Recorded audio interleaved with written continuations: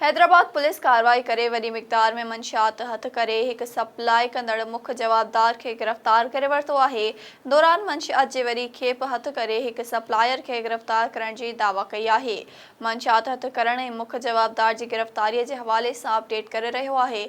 हैदराबाद में GM Chandio GM केतिरी मंशियात हथ कई आहे? जी बिल्कुल, शहरी पुलिस पारां कार्रवाई दौरान खाम माल की एक वॾी खेप हथ करे सप्लायर के गिरफ़्तार करण की दावा कई वई है। पुलिस तर्जमान पंहिंजे जारी कयल पधिराई में जणायो आहे त मुला खटियाण रोड ते कार्रवाई के नतीजे में वॾी मिक़दार में खाम माल हथ करे सप्लाई जेका आहे नाकाम कंदे सप्लायर के गिरफ़्तार कयो वियो आहे। पुलिस जो चवणु आहे त गिरफ़्तार सप्लायर खिलाफ़ कार्रवाई ॻुझी इतला ते कई वई आहे। पुलिस मूजिब तलाशी दौरान ट्रक नंबर GLT 6240 मां 3420 किलोग्राम वज़नी खाम माल जा 120 कटा ऐं 500 अदद तैयारशुदा मेनपुड़ियूं हथ कयूं वयूं आहिनि।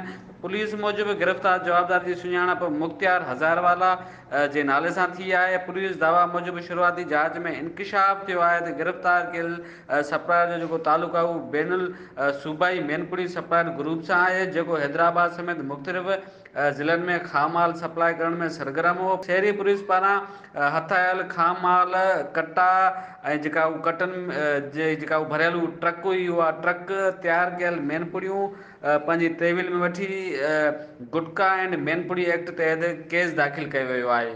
जी।